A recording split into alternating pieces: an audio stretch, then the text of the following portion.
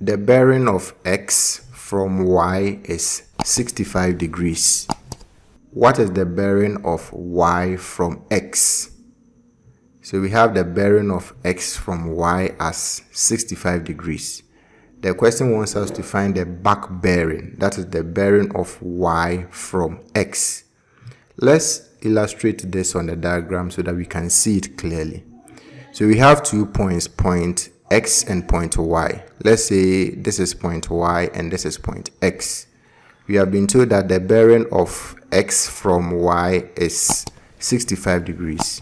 And this will be illustrated by the vector yx.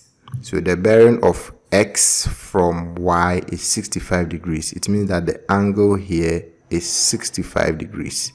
The question wants us to find the bearing of y from x, which is the angle formed here.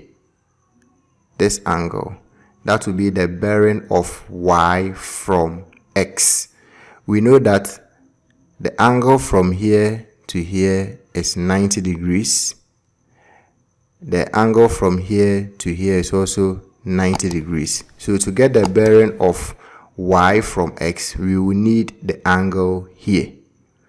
When we look at the diagram, we can see that the angle formed here and the angle formed here are alternate angles, and alternate angles are equal.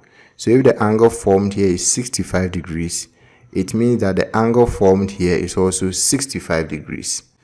So now we can find the bearing of y from x, because we have here to here as 90 degrees, here to here as 90 degrees, and from here to here is also 65 degrees.